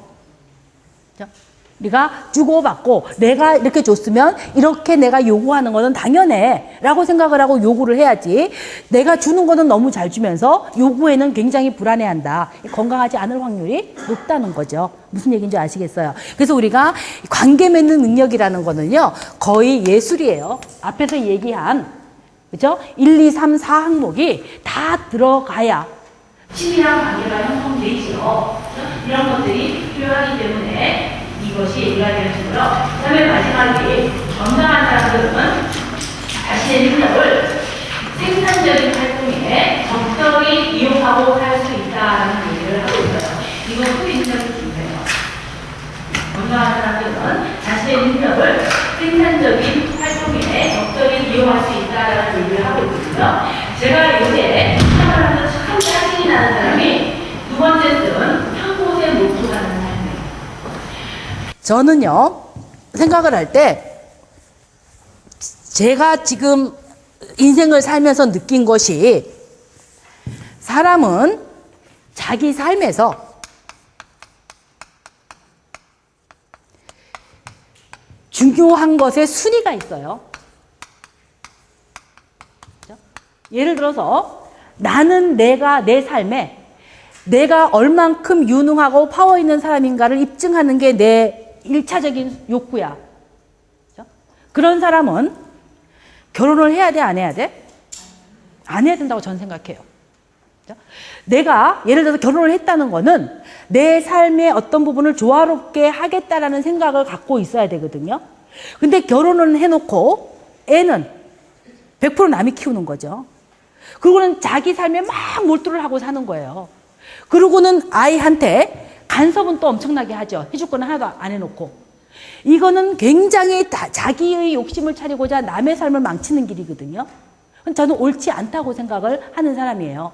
그래서 인간이라는 거는 에너지를 잘 쓸 수 있어야 건강한 사람이라는 거를 얘기를 하는 거거든요. 이게 뭐냐 그러면은 우리가 너무 크게 그렸네. 오후 2시 정도에 하늘을 보잖아요. 그렇죠? 그러면 태양이 매일 떠 있을까요? 떠 있는 날도 있고 안 떠 있는 날도 있을까요? 매일 떠 있어요. 그렇죠? 근데 왜 어떤 날은 햇빛이 쨍쨍 나는 맑은 날을 보고 어떤 날은 흐린 날을 보고 어떤 날은 비가 오는 날을 보고 왜 차이가 날까? 같은 날 2시인데 그렇죠? 분명히 태양은 하늘에 항상 떠 있어요. 근데 왜 그 태양을 우리가 어떤 날은 밝은 태양으로 느끼고 어떤 날은 비 오는 날로 느끼고 어떤 날은 흐린 날로 느낄까요? 그렇죠. 구름층 때문이야. 태양과 지구 사이에 구름층이 어떻게 형성되어 있냐에 따라서 이 태양이 있는 그대로를 쬐을 수도 있고 이 태양이 쬐도 여기는 흐릴 수도 있고 태양은 있어도 비가 올 수도 있고 이런 상황이 벌어지는 것은 구름층 때문이거든요. 인간도 저는 똑같다고 생각을 하거든요. 사람이 태어나기를 전응아가 아니면요. 전응아라는 건 뭐예요? IQ 80 미만. 우리가 보통지능이라는 거는 IQ 90서부터는 보통지능이라고 얘기를 하거든요. 보통지능을 갖고 있는 사람은요. 과학자가 될 욕심만 없으면 일상을 사는데 문제가 있지를 않아요. 근데 과학자가 된다든지 뭐 엄청난 창조 능력을 발휘하는 사람은 아무래도 IQ가 140 이상 이렇게 돼야겠지요. 근데 일상을 사는 데는 요 지능만 가지면 살거든요. 근데 중요한 건 뭐냐? 사람들이 지능 검사를 해보면요. 지능은 전부 다 좋아요. 근데 그 지능을 갖고 어떤 애는 자기 능력을 다 발휘하고 살고요. 어떤 애는 저거 머리 나쁜 거 아니야? 라는 소리를 듣고 살고요. 어떤 애는 머리는 좋은데 왜 성적은 하나도 안 나와? 이런 소리를 듣고 살거든요. 다 아웃풋이 차이가 많이 나요. 이 차이는 어디서 발생을 할까? 인간의 능력과 그 능력이 발휘되고 안 되고는 여기는 구름층이 결정을 내렸거든요. 여기는 뭐가 결정을 내릴까? 응? 양육? 양육 환경? 예, 또 양육 환경. 예? 개인의 노력? 예, 또 응? 양육 환경, 개인의 노력, 또 예, 정서 상태. 무슨 얘기예요? 개인의 노력이요. 일 수도 있어요. 뺀질뺀질 해가지고 안 하는 애를 예를 들 수 있는데 보편적인 상황은 아닐 수 있어요. 저희가 상담 장면에서 보면요. 어떤 안타까운 애들이 있는 줄 아세요? 너무너무 성적이 오르고 싶어요. 그래가지고요. 잠을 안 자려고요. 별 잠 안 오는 약을 다 먹어요. 또 여기 정서적인 갈등이 많으면 이겨내고 자거든요. 그냥. 별약을 다 먹어도 자거든요. 그러니까 스스로 안 자려고요. 장독대 끝에 올라가서 공부를 해요. 왜 거기 올라가서 공부하니? 졸면 굴러 떨어지니까. 굴러 떨어지면 다치잖아요. 그거 안 졸게 하려고 졸 때는 장독대 올라가서 앉는데요. 저 그 얘기 딱 듣고요. 너 환자구나라고 생각을 했거든요. 문제는 뭐냐? 그렇게 해도 성적이 안 나와. 이유는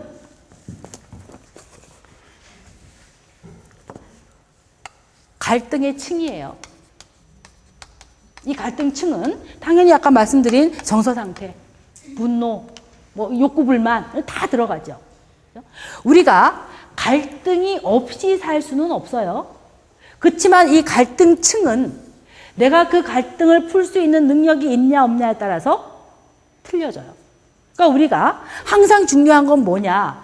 받기를 힘들어하는 게 중요한 게 아니에요. 푸는 능력을 배우면 돼. 갈등은 다 받고 살죠. 근데 그거를 내가 푸는 능력이 있어서 푸는 애일수록 능력 발휘가 돼요.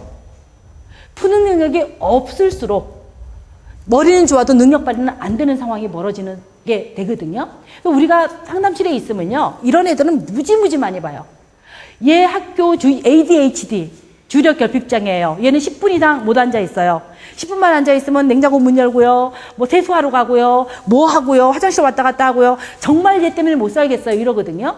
근데 검사해보면 전혀 아니에요. 상황이. 이유가 뭐냐. 속이 부글부글 애가 끓는데요. 중요한 거는 내 속이 끓는 것들을 제대로 해소할 수 있는 힘이 없거든요. 그러니까 그거를 짊어지고 공부를 하려니 공부가 되어질 수가 없는 상태가 되는 거예요. 그래서 이것이 극복이 되어질수록 자기 능력을 발휘하는 상태가 될 수 있다는 거죠. 근데 중요한 거는 이렇게 내 능력을 발휘하는 상태로 만드는 것도 중요하지만요. 사람은 자기 능력을 어떻게 쓰는가도 굉장히 중요하다는 걸 생각하셔야 돼요. 뭐냐? 항상 건강한 사람은요. 자기 능력의 80% 정도만 쓰고 살고요. 20%는 대기 전력으로 남겨둬야 건강한 삶을 살 수가 있어요. 왜? 항상 인생에는 예측치 못한 일들이 있거든요. 이거가 생길 때 쓸 수 있는 에너지를 비축해둬야 삶이 유지가 되져요. 근데 100%로 사는 사람들 있죠.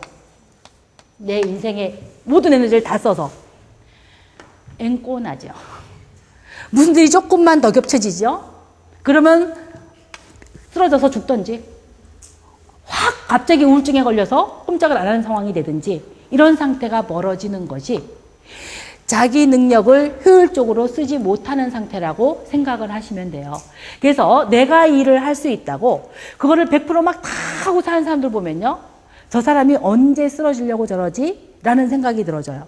제가 아는 어떤 분이 계셔요. 상담을 하시는 분이세요. 1년에 2달을 쉬세요. 딱 보면요. 여름에 8월달 한 달은 상담 안 하셔요. 그 다음에 겨울에도 어떤 상황이 잡아서 한 달 안 하셔요. 속의 생각은 내담자들이 갑자기 한 달씩 쉬면 굉장히 문제가 생길 텐데 왜 저러시지라고 생각을 했거든요. 그런데 문제가 뭐냐? 그분 항상 얼굴이 밝으셔요. 그리고 내담자들이 다 기다려요. 그분 오면 다시 시작을 해요. 이런 식으로 되어지는데 제가 나이가 들면서 보니까 솔직히 우리 일이라는 거는 물고 들어가면 끝이 없기 때문에요. 쉴 시간이 없어요. 그래서 제가 아까 얘기했죠.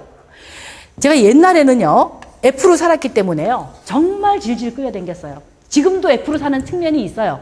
그래가지고 지금도 제가 별 방법을 다 써보고 있어요. 제 삶을 통제하려고. 근데 지금 제가 조금 놓은 게 뭐냐. 내가 없다고 큰일 벌어지는 거 아니다. 걔도 그 삶에 맞춰서 어떤 일이 이루어지기 때문에 그냥 아닌 거는 놓자. 가끔씩 보면요. 제가 그런 경우가 거의 없기는 하지만은 이렇게 돌봐주는 케이스의 사람들이 생겨요. 우리가 상담이라는 거는 독립이 목적이거든요. 근데 독립이 목적이 아니고 조금 서포터가 되어주는 입장에서 이렇게 해줄 수밖에 없는 사람들이 가끔 생겨요. 그러면 제가 이제 삶에 그렇게 봉사하는 일이 극히 없기 때문에 그 정도 삶은 봉사라고 생각을 하고 하거든요. 근데 올 봄에 정말 안쓰러운 분이 한 분이 생기셨어요. 정말 서포트가 돼주고 싶더라고요. 근데 그분의 서포터까지 하면 제가 쓰러질 것 같은 느낌이 들어서 딴 분한테 조금 그렇게 해줄 수 있는 분한테 넘겼어요. 근데 이제 그분하고 이제 대화가 좀 안 돼가지고 그냥 드랍이 돼버렸어요. 그 사람이. 제가 30대쯤 같았으면 막 안타까워서 또 연락을 했을 거예요. 근데 이제는 또 더 좋은 사람 만나겠지? 라고 생각하고 이렇게 손을 놓는 법을 배우고 있거든요. 이유는 뭐냐? 내가 살아야 되니까. 중요한 거는 인생을 사는데 가장 중요한 거는 내가 행복해야 다른 사람의 행복을 볼 수 있지 내가 불행해서 다른 사람이 행복해지지는 않거든요. 이 때문에 중요한 거는 뭐냐 무슨 일을 하던 간에 자신의 에너지를 효율적으로 쓰는 연습은 굉장히 필요하다는 거죠. 건강한 사람일수록 헛 에너지를 안 써요. 그래도 80%를 써서 60%의 아웃풋을 낸다 그러면 괜찮은 사람이죠. 근데 80%의 에너지를 써서 0%의 에너지를 내는 사람들도 많거든요. 옆에 보시면 사업한다고 뛰어다니면서 평생 가족들 굶기고 사시는 분들 계셔요. 이런 삶이거든요. 안 된다는 거죠, 그거. 정신과에도 보시면요. 어떤 환자들이 있어요?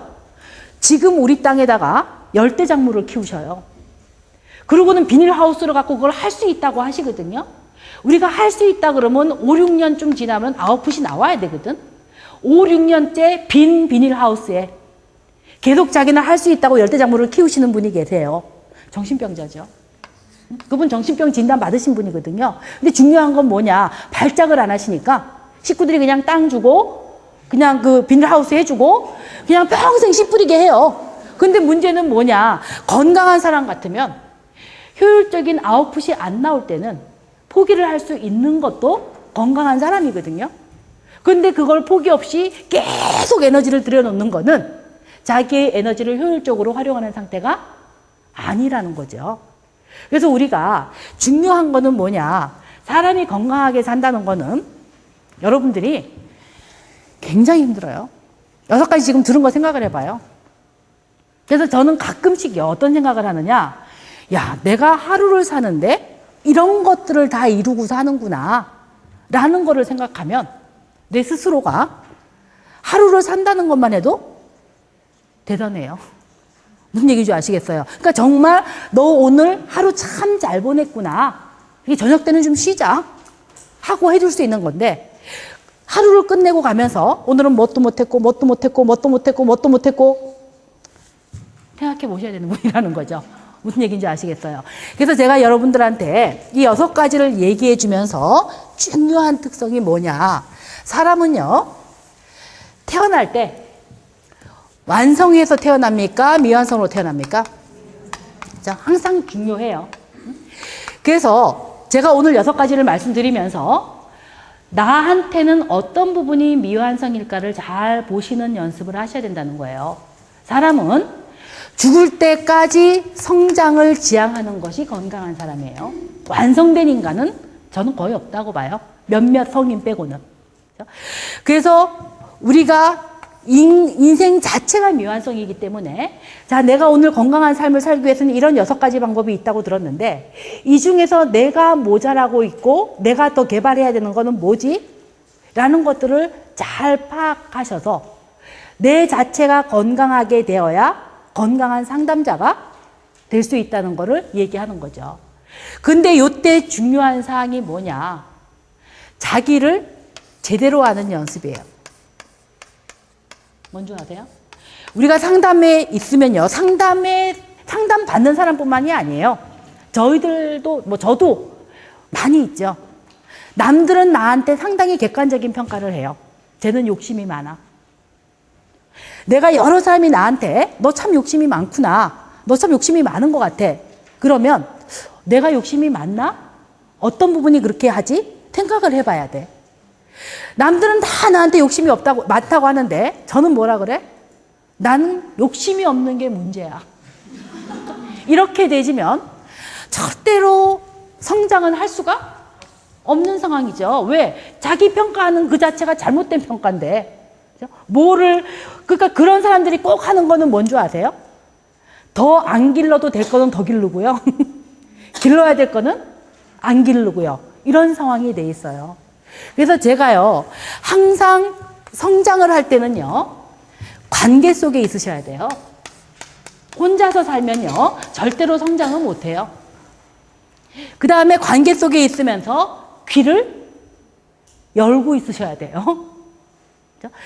사람이 살면서 가장 중요한 게 뭐냐? 말하고 듣는 훈련이에요.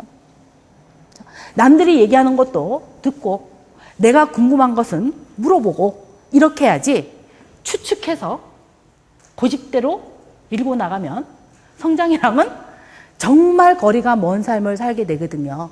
그래서 우리가 건강한 삶의 가장 기본은요, 내가 어떤 상태인지를 제대로 인식할 자세가 되어 있는가를 잘 보시라는 거예요. 그거를 제대로 알고 있는 사람한테는요, 여러분들한테 들어가 있는 커리큘럼들이 있죠. 정말 여러분들이 여기 한양사이버대는 정말 많은 수업을 가르쳐요. 전 어디 학교 가도 인간중심 상담으로 한 학기를 한 학교는 여기밖에 없어요. 제가 그 학기를 해달라는 그 요청에요, 뚜껑이 열리는 줄 알았어요. 도대체 인간중심 상담 쉽게 얘기하면 3시간짜리 한 번만 해도 되거든요. 근데 그거를 한 학기 커리큘럼으로 만들어서 그 과목들을 세분화시켜 놓은 데가 여기거든요. 그러니까 여러분들이 지식을 다 습득하기 위해서 가장 기본적인 토양이 되어지는 것이 여러분 자신이어야 해요. 그러려면 자기 제대로 알기. 내가 어떤 사람인지 정확하게 아는 그런 시간들을 가져나가는 것이 굉장히 중요하다고 생각을 해요. 그래서 제가 특강을 요청받았을 때 여러분들한테 수업에 관계된 것을 해주는 것보다는 훨씬 여러분들 자신을 느끼게 해주는 것이 낫겠다라고 생각해서 이걸 테마로 잡았거든요. 수업은 여기까지 하면 될 것 같아요. 궁금한 거 있으면 물어봅시다. 지금 제가 얘기한 것들이 상담에서 가장 많이 오는 사례들을 추려서 얘기한 거예요. 상담하러 오실 때 오시는 분들이 가장 많은 사례들을. 물어볼 거, 궁금한 거.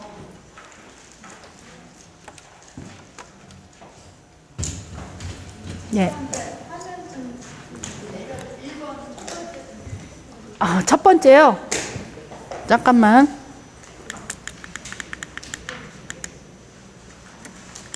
예.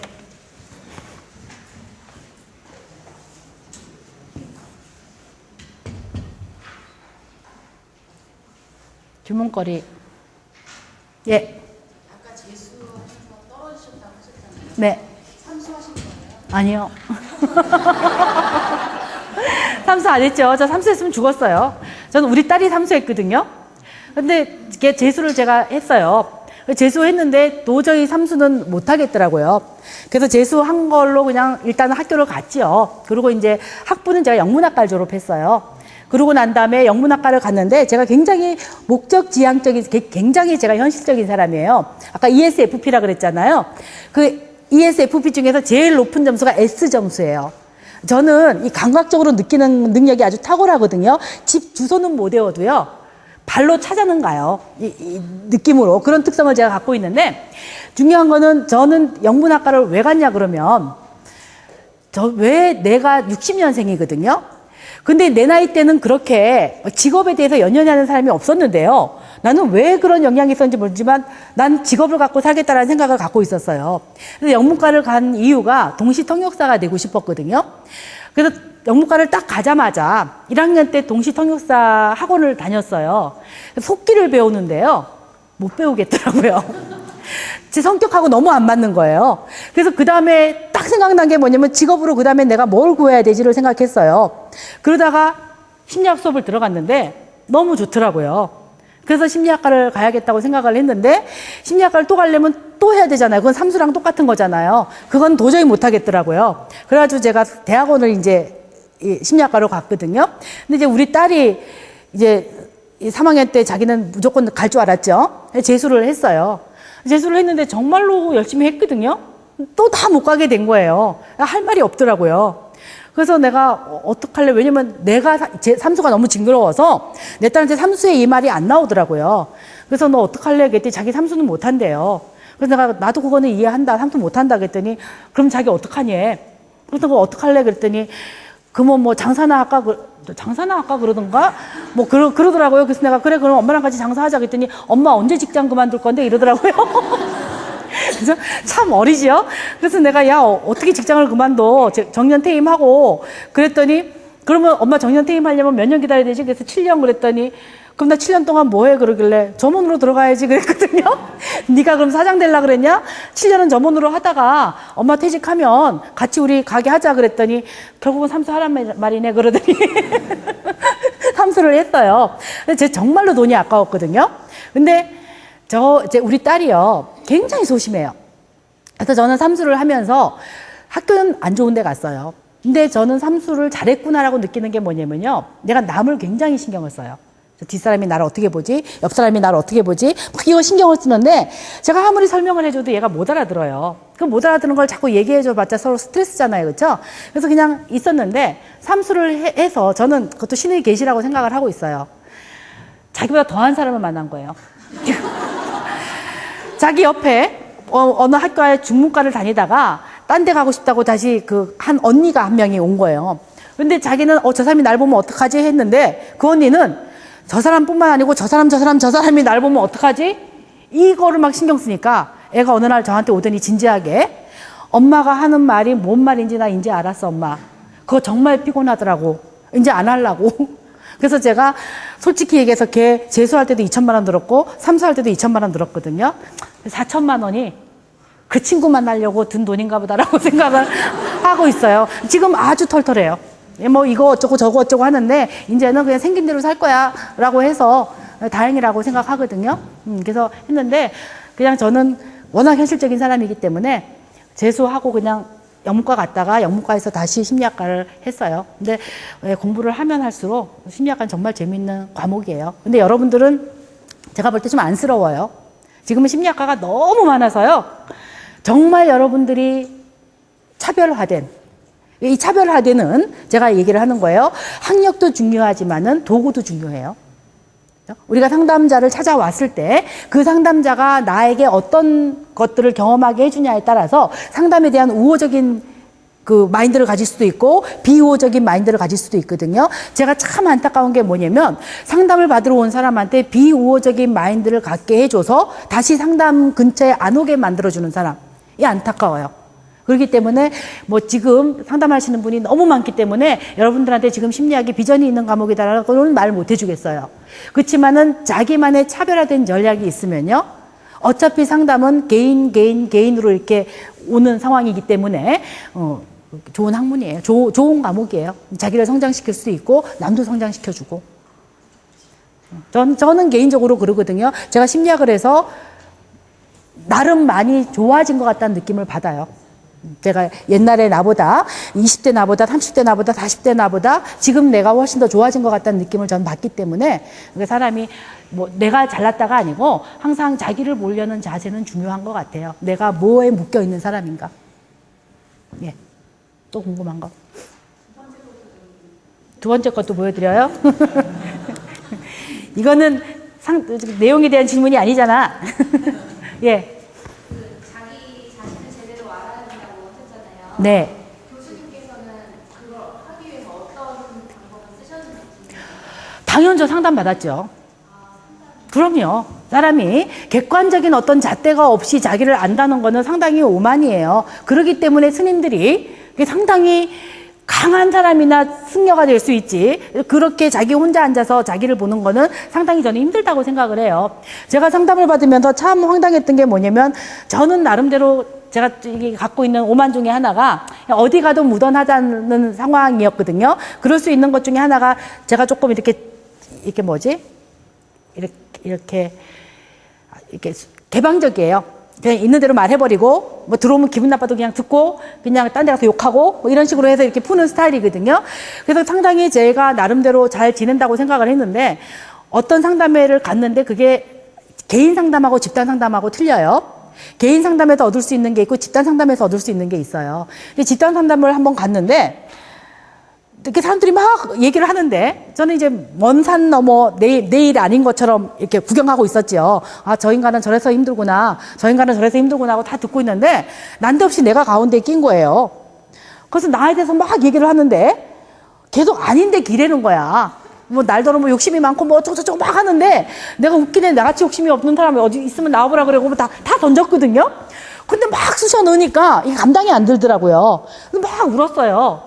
우니까 또 이제 뭐 이게 조금 편해지니까 막 별 생각이 다 이제 옛날 기억도 떠오르고 막 이런 거예요. 그래서 상처를 이만큼 이제 안고 갔죠. 그래서 이제 결혼했을 때거든요. 애가 어릴 때였고 이제 이렇게 했었는데, 우리 신랑이 이제 제일 만만했나 봐요. 그래서 우리 신랑한테 가서 나 오늘 집단 상담을 갔는데 무지 황당한 얘기를 들었다. 그래가지고 막 얘기를 했어요. 그거는 우리 신남한테 뭘 기대했냐 그러면, 걔들 왜 그래? 너 안 그런데? 이렇게 얘기해 줄 줄 알았거든? 그때 이 인간이 저한테 뭘 했냐면, 네가 그런 면이 있지 이러는 거예요. 완전 그때요. 이렇게 멍해지는 거 있죠. 정말 그때 유행한 노래가 있었는데, 뭐 처량한 노래가 있었는데, 그거를 좌우당간 그때는 조그만 소형 카세트 끼고 산 세대였거든요. 그거 끼고 정말 밤새 울은 것 같아요.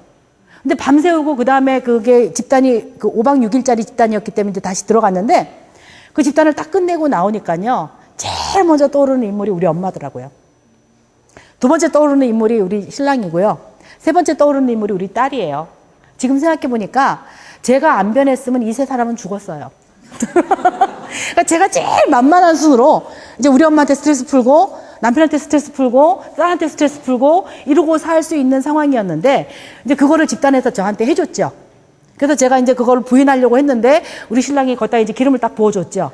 그러고 난 다음에 개인 상담으로 들어가서 하면서, 아, 내가 이런 사람이구나를 느낀 거죠. 그러니까 우리가 상담이라는 것을 문제가 있다고 하는 거는 아니에요. 물론, 급할 경우에는 현재 내 문제를, 아까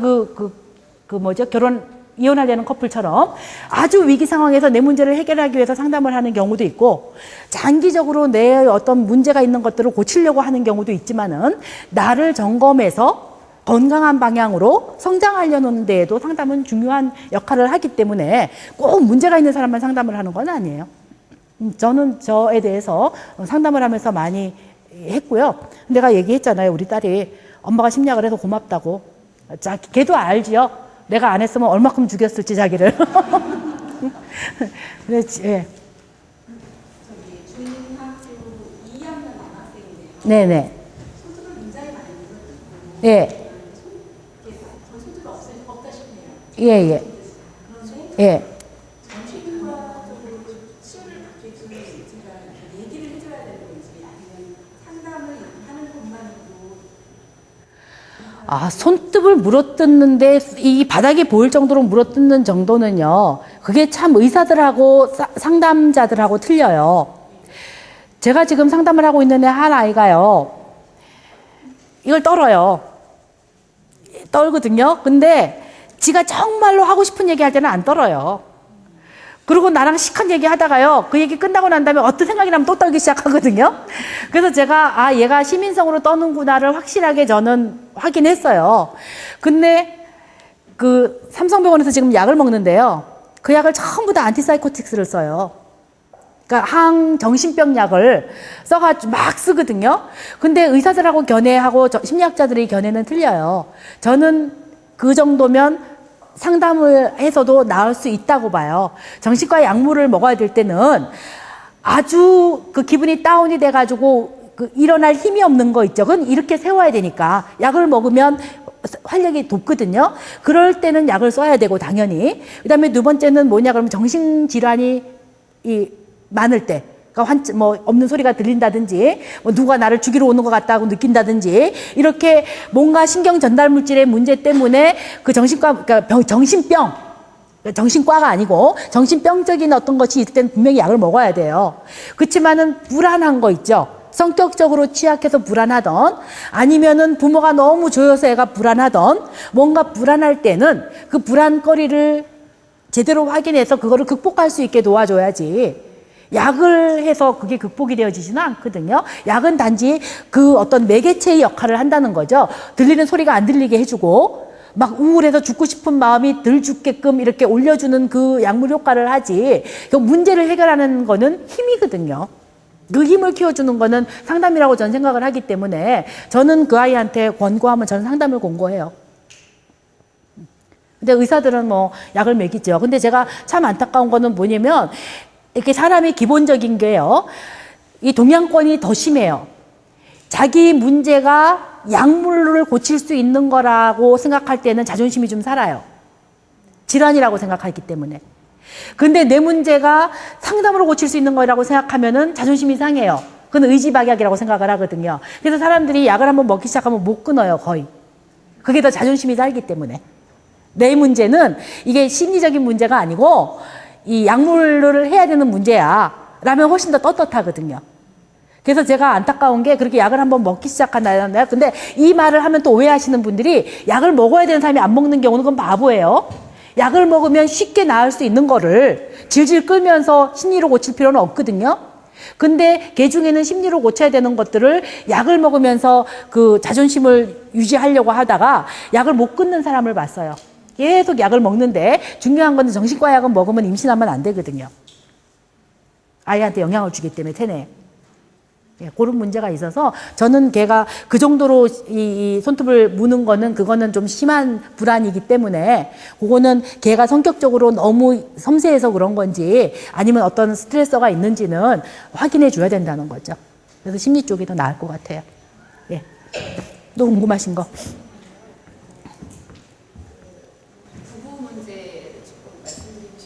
예. 남자분이 남편분이 예. 어떤 성적인 거에는 어떤 이런 부부관계 욕구에 대한 부분은 예. 뭐라고 표현해야 되지? 건강하지 않게 요구를 이렇게 아내한테 많이 하는 것 같아요. 네네. 이 아내가 굉장히 많이 힘이 들어가거든요. 예예. 이 아내는 과거에 어떤 그런 성에 대한 상처가 깊은 이런 상처를 가지고 있고 예. 남편은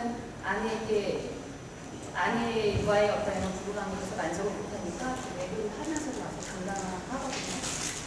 이런 경우는 저는 이 남편에 대한 성에 대한 어떤 심리적인 부분을 어떤 병적인 측면으로 바라봐야 될지 약간 이런 것들이 고민이 되더라고요.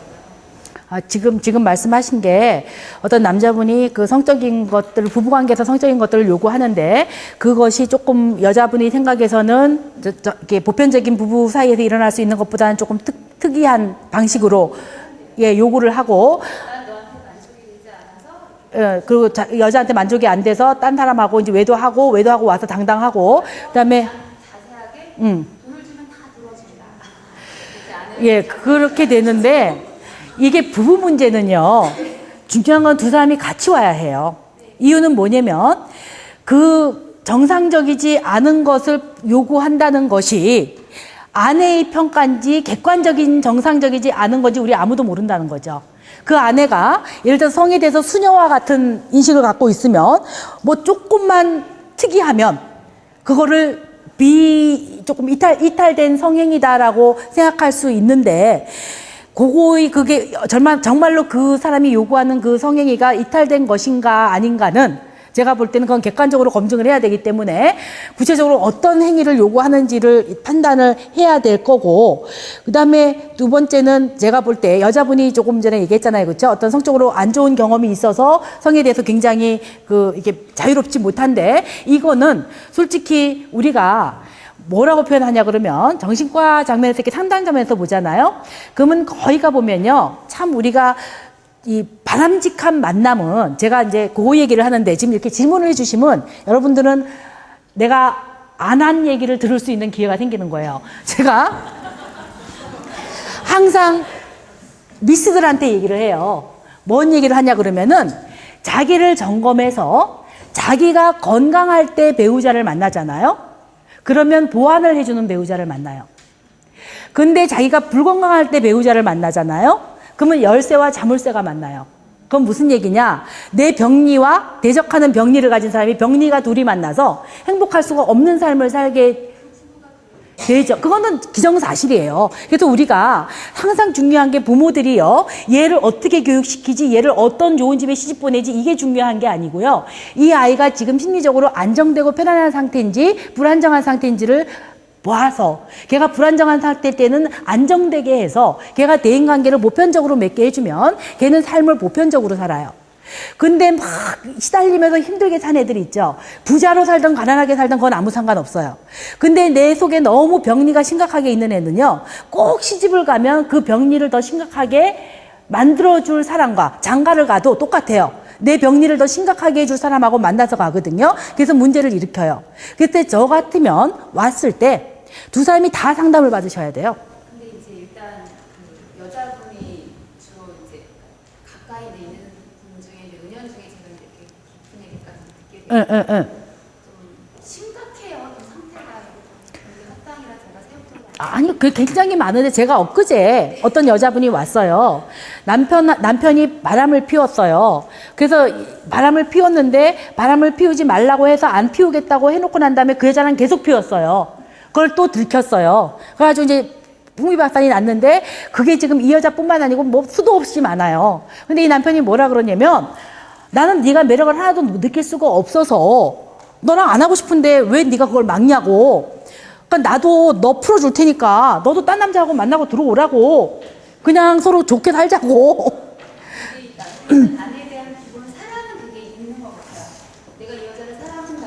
근데 이 남자 한 명을 보면 아 이럴 수밖에 없는 뭔가가 있구나. 뭔가 좀 그쵸? 저도 이제 보여지고 예. 두 사람이 각자 풀어야 될 원가족의 문제가 있는데 안타까워요. 보면서 아니, 그러니까 그 남자가 사랑하든 안 사랑하든 중요한 거는 저는 볼 때 아니라고 보고요. 중요한 건 나한테 상처를 주느냐 안 주느냐거든요. 근데 그게 병리적인 관계라면 저는 끊는 게 더 건강하다고 보기 때문에요. 저는 그 여자, 전 들었을 때, 야, 우리 서로 사회적인, 잘 사는 집이에요. 사회적으로도 유명한 사람이에요. 너랑 나랑 다 관계가 있으니까는 너랑 나랑 그냥 혼인 관계는 유지하자. 근데 나는 30이 넘은 여자한테는 관심 하나도 없거든? 그러니까 너 30이, 난 너하고 절대로 잘 수 없으니까 난 나이대로 놀고, 너는 너 좋아하는 남자 있으면 놀아. 내 말 안 할게. 그러더래요. 그래서 제가, 저희 지금 여자분이 오셔야 될 곳은 상담실이 아니고 법원인 것 같다고. 그러니까 법원 가셔서 먼저 해결을 하시고, 그 다음에 잘 살고 싶으면 다시 상담실로 오시라 그랬거든요. 그러니까 우리가 중요한 거는 그 사랑을 한다 그러면은 외도를 하면 안 되죠. 외도를 시커 내놓고 난 다음에 사랑한다는 말은 의미가 없는 말인데 그 사랑한다는 말에 끄들리는 건 내가 볼 때 그 여자분의 문제이기 때문에 그렇죠? 그러니까는 그거를 내가 유지하느냐 그 지속 끊느냐를 먼저 판단을 하고 내가 그 남자랑 같이 건강해지면 다행이지만 그 남자가 그럴 재질이 안 될 때는 끊고 나라도 건강해져야지. 그렇죠? 그러니까 그거를 이제 키워주는 거죠. 해주는데 예. 그 에너지가 없고요. 예. 어릴 때부터 그런 상황에서 그렇게 나만 참으면 되지. 그러니까 그거에 나만 이렇게 하면 되지라고 살아왔기 때문에 악소리를 못 내더라고요. 그래서 제가 악소리를 내라고 계속 그랬어요. 네. 못 내느냐? 내라 안에 있지 않느냐? 이거 겉으로 드러내서 표현해라. 이거는 두려울 수 있지만 드러내고 나면 또 다른 나를 만날 수 있으니까 한번 해봐라. 도전해봐라. 그렇죠. 이제 그거를 계속 해주는 수밖에 없어요. 네. 그러니까 이제 순간 견디다가 내 지침을 절차죠. 그러니까는 저는 그럴 경우 끊어버려요. 그냥 생긴 대로 사세요 그러거든요. 그럴 수 있는 단계가 좀 아니다 보니까 굉장히 어렵더라고요. 제가. 그러니까는 이제 선생님이 상담의 초보이기 이게 지금 시작하는 단계이기 때문에 그런데 상담자로 만나는 사람이 아니라서 그러니까 그 상담자로 안 만나도 이제 이게 경력이 쌓이다 보잖아요. 그냥 이렇게 좀 선을 긋거든요. 그냥 일반적인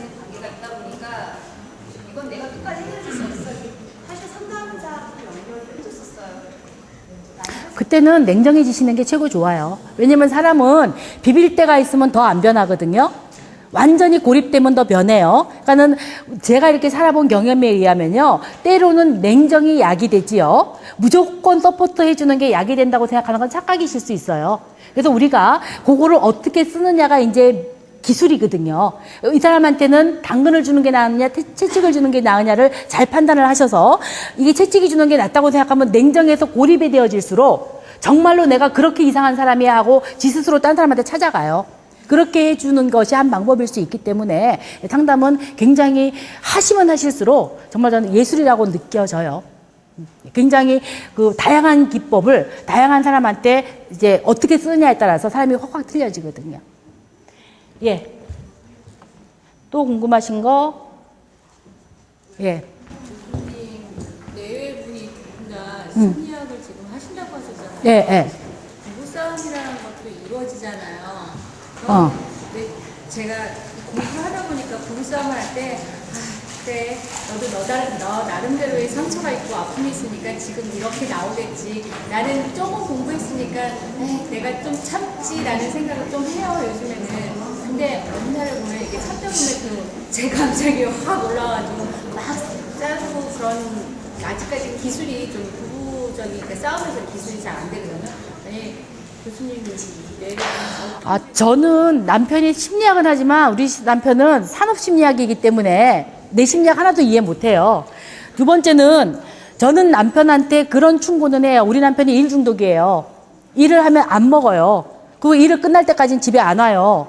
그래서 제가요, 내가 사장이면 너 끊어버린다 그랬어요.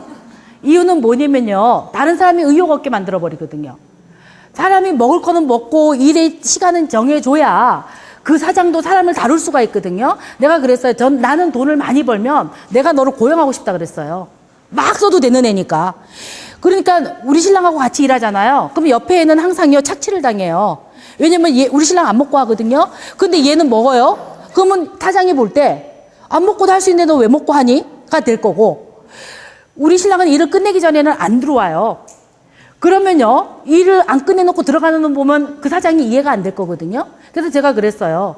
당신 같은 사람 때문에 자꾸 고용주가 뭔가를 많이 요구하게 한다고. 그거 건강한 거 아니라고 내가 얘기를 했어요. 그리고 그래, 너는 열심히 그래라, 나는 안 그런다 해서 다른 사람들이 내가 저 사람처럼 살 바에는 안 해 하고 태만하게 만들어주는 거는 8사람이 같이 일을 하는 것보다 더 아웃풋을 안 나게 하기 때문에, 난 솔직히 7사람을 살리기 위해서 너 자른다 그랬어요. 우리 기분 나쁘죠, 무지 그런 얘기 하면요. 근데 저는 정말로 우리가 가정을 지키기 위해서도 중요하고, 내가 그랬어요. 그렇게 밥 안 먹고 하고, 그 다음에 일, 출퇴근 시간 관계없이 하고, 아프다는 얘기 나한테 하지 말라 그랬거든요. 사장한테 가서 해 그랬어요. 나를 위해서 고생한 게 아니고, 네 사장한테 가서 착취하는 건데, 나한테 그런 얘기 하지 마. 했더니, 얄밉기는 하겠죠, 내가. 근데 뭔가 조절하려는 느낌은 제가 받아요. 그래서 저는 나도 행복해야 되고 그 사람도 행복해야 되기 때문에, 그죠? 그런 타협안을 내놓고 안 하면 전 좀 못됐거든요. 저는 혹독해져요. 제가 뭐 할 때도 시어머니한테 얘기해. 난 자기 엄마 아니야. 나는 우리 딸 이름 대면서 걔 엄마야, 나는. 그러니까 나한테 그런 얘기 하지 마, 네. 이렇게 하거든요. 근데 단지 그 사람이 뭔가를 서로 하려고 할 때는 서로 도와지지만, 그게 안 될 때는 저는 개념이 그래요. 부부 간에도 서로 성장을 시켜줘야지, 참아줘서 되는 거는 아닌 것 같다 라는 생각을 저는 해요. 약간 저는 성격이 좀 그런 면이 있으니까. 이건 제 개인적인 생각이에요. 사람마다 다 틀린 건데, 그거는 이제 뭐 자기 배우자는 자기가 제일 잘하니까 케이스를 보고 하는데, 우리 신랑은 조금 힘이 나름대로 있으니까 제가 콕 찔러주면요, 약올라 하면서 조금 참조를 하는 것 같아서 저는 그렇게 해요. 심리적으로 우회적으로 안 하시고 그냥 직접적으로 하세요? 저는 그냥 그거를 살려요. 제 특성이 직접적인데, 그 대신 조금 좋은 단어를 쓰려고 애는 쓰지만은 저는 이렇게 돌려 하는 거 별로 안 좋아해요. 못 알아들으면 나만 답답하고, 그러니까 그냥 있는 그대로 얘기해요. 예, 시간이 거의 된 것 같으니까요. 여러분들이 수업 듣고 조금 여러분들이 심리학을 하는데 자기를 강하게 할 수 있는 어떤 기회가 됐으면 하는 게 제 바람이고요. 열심히 들어주셔서 고맙고, 다음에 기회 되면 다시 뵙겠습니다. 고생하셨습니다.